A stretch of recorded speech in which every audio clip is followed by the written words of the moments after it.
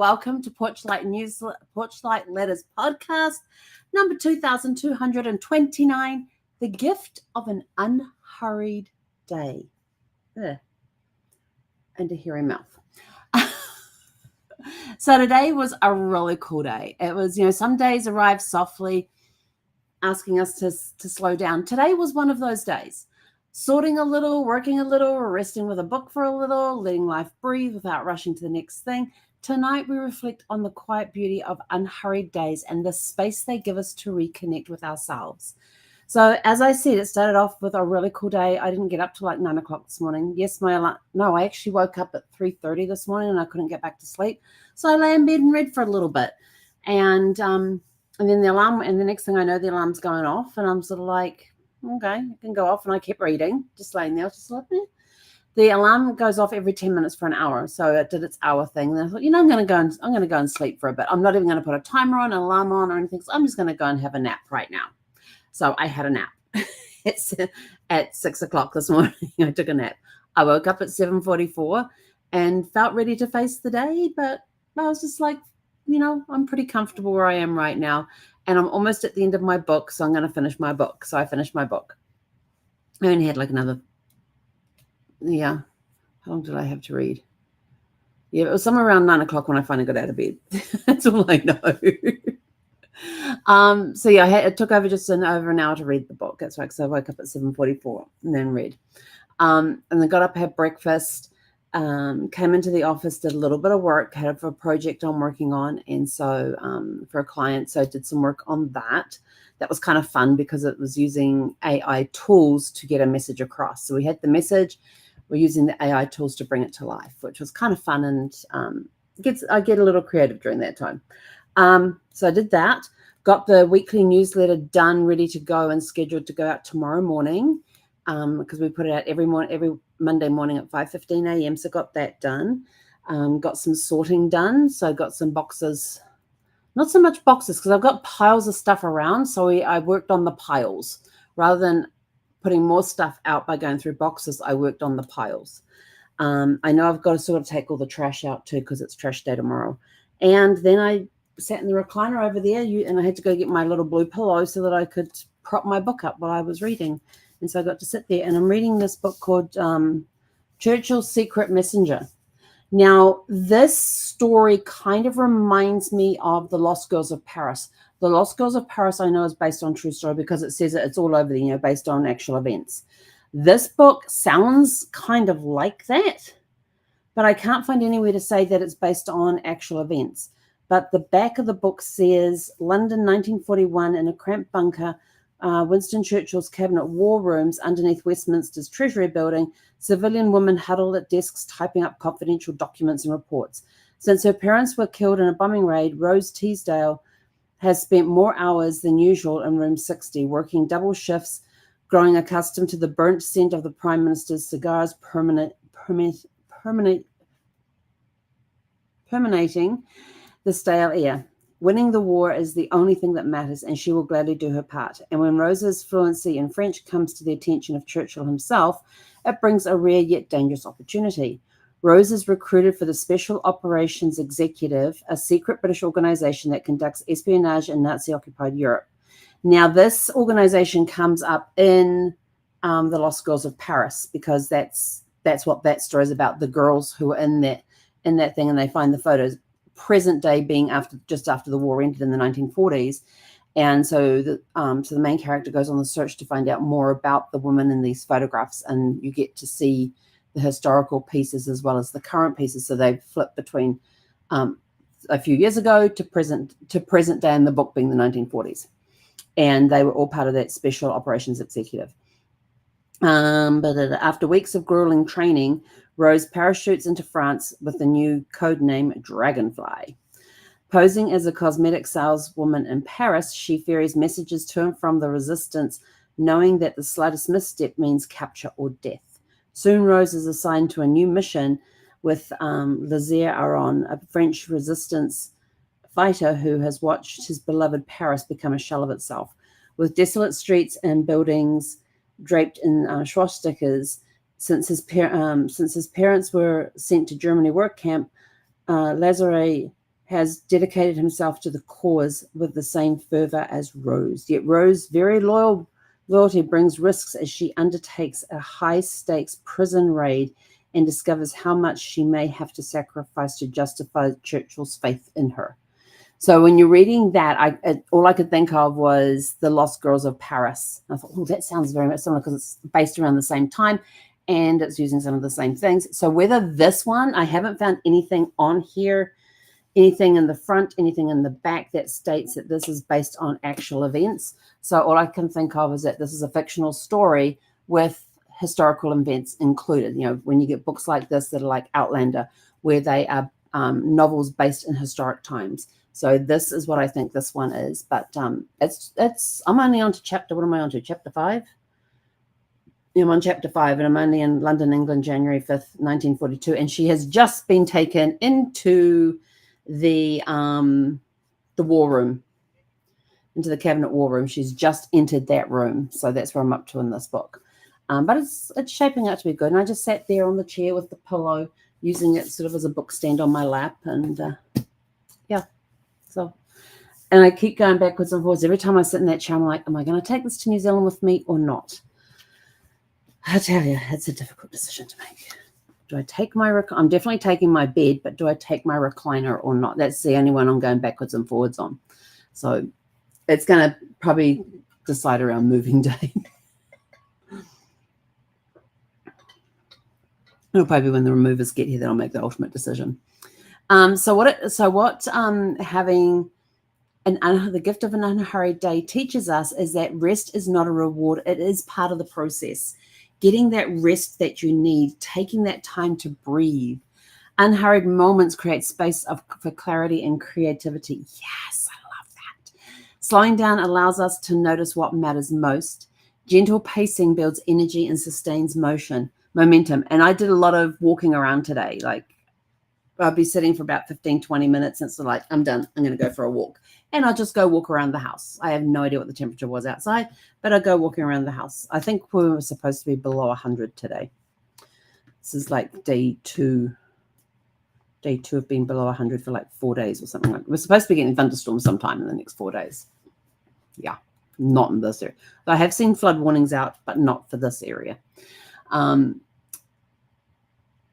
just getting up and going for a walk around.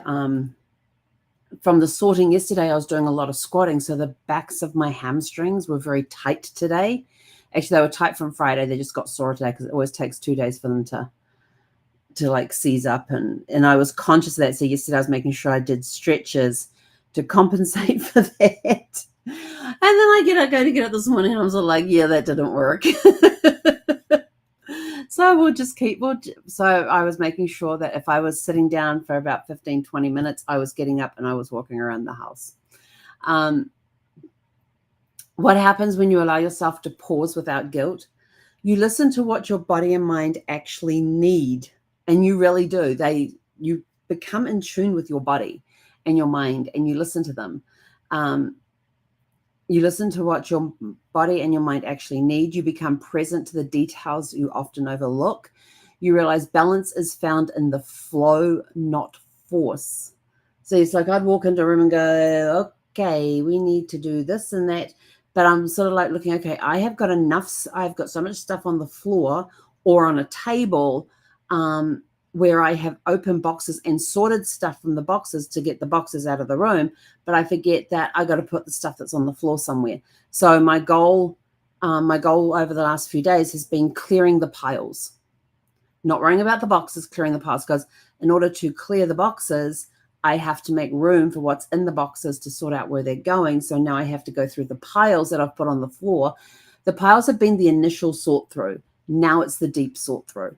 And getting rid of the piles so I can make room for more stuff coming out of boxes. So it's slow going, but I'm seeing space starting to show up. So I was in one of the rooms where I have a lot of stuff sorted on tables, and I was like, look, and I pulled out more journals today. Oh my gosh. I was picking up journals. I was like, okay, let me look through all the piles that I already have and grab the journals and put them into the journal box. So that I did that today too. And I was walking past the room that has the tables and where I had a lot of stuff stacked on it. And I'm like, oh my gosh, I'm starting to see the top of the table. We're getting somewhere. We're making progress. Yay! The small things. It's the small things. It's the little things that we celebrate. How can we carry forward? Create pockets of stillness during busy weeks. This week is going to be a busy week. I have a lot of projects to work on from clients, so it is going to be a busy week. Protect the small rituals that bring you grounding and joy. This week, my goal is to start going outside more, because in the last 7 weeks since Zeffie passed, I have hardly been outside. I've spoken to the next door neighbors because they happened to be outside one time. So I let them know that Zeffie passed and said, hey, look, I've got a whole bunch of dog food and treats. Do you guys need it? And they've got plenty of dogs within their family, within their family. So they said, bring it on over. Somebody's going to use it. And I'm like, okay. So I still haven't done that. And that was like 2 or 3 weeks ago. It's the only contact I've had with neighbors in the last 7 weeks. And I haven't been out walking. The only walking I've done is from the house to where the mailbox is, because they're not in front of houses. It's in a mailbox bank. So that's the only walking I've done outside the house. So my goal is to try and do a little more walking. I guess the reason that I haven't gone walking since Zeffie passed is because, one, I didn't want to interact with people. I didn't want to have to interact with the people who we would see every day when we were out walking. Even if you change times, it's like a vibe that goes out. We see the same people. It doesn't matter if we were going at 6 o'clock in the morning or at 7:30 in the morning. We would still see the same people. It's uncanny how that works. So I wanted to, plus it was stinking hot outside as well. I mean, it's in the 90s. It's hot. And I don't like walking in the heat anyway. So that's why I haven't gone for evening walks either. Same thing happens. I wait till after the podcast. We were going for walks around 7:30 when it's a little cooler. Everybody else was out at 7:30 walking their dogs. So that's one reason that I haven't gone out walking, is because I didn't want to see other people, because that means they would immediately know that Zeffie wasn't with me anymore, because the only time they'd ever seen me outside, except for one of them, the only time they've ever seen me outside of the house, I've been with Zeffie walking. There was one time where one of the women who was out walking quite often, I met her in the supermarket one day.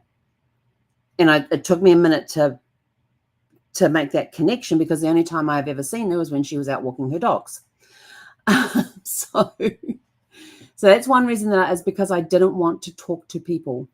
And I was afraid that my method of shutting down where people don't see me wasn't going to work, because some part of me still wanted to connect with those people, to let them know that Zeffie was gone. The other reason I haven't gone walking, even though this is a fairly safe neighborhood, I have been out just to taking my trash cans outside sometimes, and knowing that Zeffie was back in here watching me out the window was okay. But since I've been taking them out by myself at night to put them out on a Sunday night, I feel safe, but I don't, if that makes sense. And we've got a park that's close to us. I love walking through that park. There's hummingbirds in there, and they always remind me of Brad. I get to see butterflies in there, which remind me of my grandfather.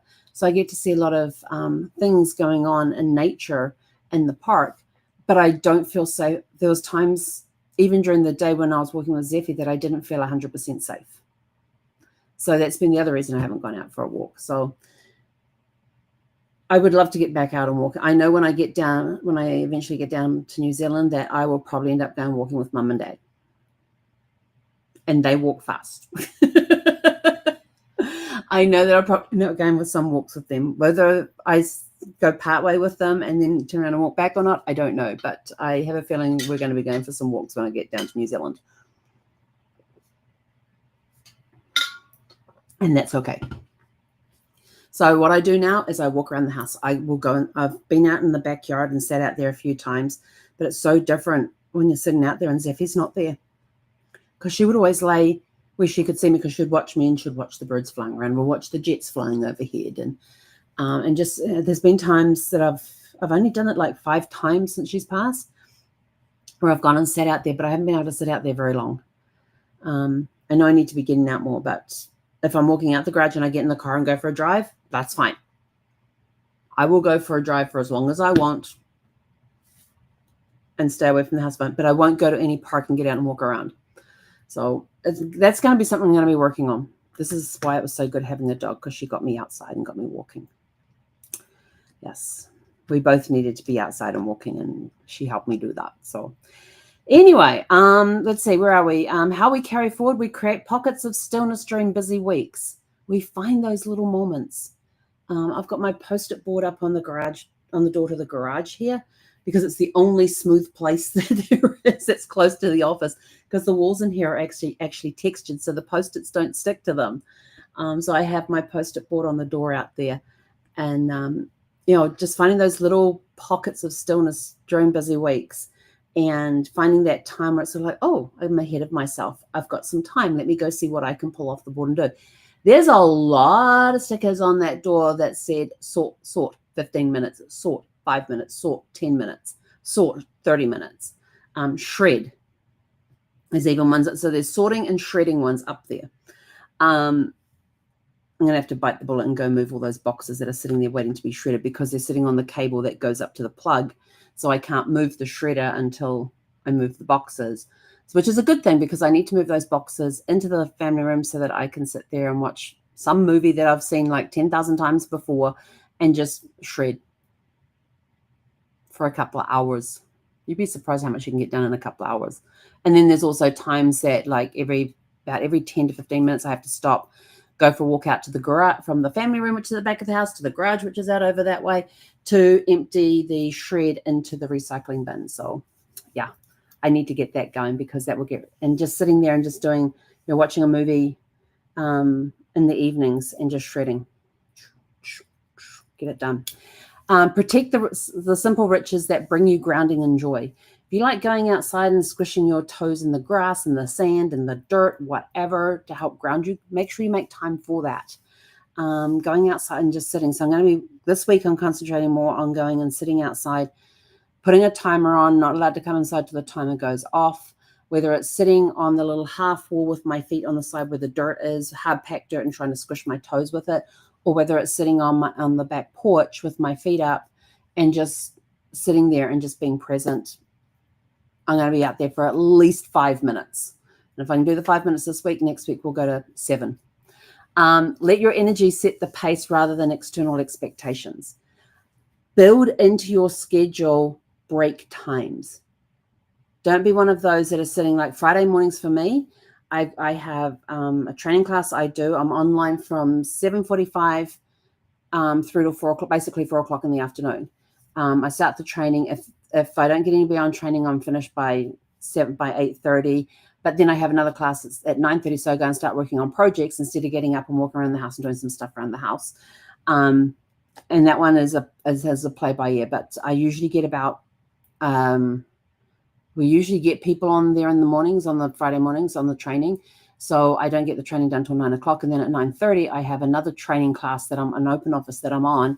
And that goes 9:30 to 10:30. And then at 10:30, I have to hop, just before 10:30, I have to hop off that to get onto another call, which we usually go to around 11:30-ish. And then as soon as I get off that, let's go grab something to eat before I get onto the computer for the chat for the afternoon. So Fridays are very, very busy. So if I can get those little pockets in there where I can go and stand outside and just stand there and do some arm stretches and some arm movements and all of that kind of cool stuff, that would be awesome. Honor the wisdom of unhurried living as part of your rhythm. Remember we talked about rhythm back in like week 3, was it? Week 3 or 4? When did we do rhythm? Rhythm.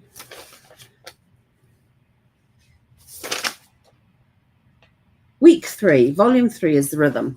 We talk about rhythm in week 3, allowing your rhythm, getting your rhythm in sync. Remember, don't let time dictate you. Learn to master time. Become a master of time. In your legacy connection, by embracing unhurried moments, we teach others that productivity isn't the measure of a life well lived. Presence is. And so here are your 4 reflection questions for this evening. Number 1, when was the last time you allowed yourself to truly slow down? where you actually put in your schedule those little break times. I'm going to work for 45 to 50 minutes, and then I'm getting up and walking around for 10. Then I'm going to sit down and start all over again. When did you start putting that into your thing to allow yourself to slow down? Number 2, how do unhurried moments make space for your creativity and clarity? When you can stop the rush in your brain and take a few steps to get grounded, even if it's meditating, that helps clear the clutter so you get that creativity and clarity. Number 3, what daily ritual helps you pause and reconnect with yourself? My mornings. Yeah, I need to go start sitting on the porch again. And number 4, where can you create more breathing room in the week ahead? I'm actually going to go through my planner today and start putting in some times as a measurement. You know, how many breaks did I take today? How much walking around did I do? I don't know. But anyway, with that, our closing thought for today: an unhurried day is a gift you give to yourself. So go out, have a super fantastic, sparkling evening, and we'll catch you guys back here tomorrow evening at 6 p.m. Pacific. Hey, konara.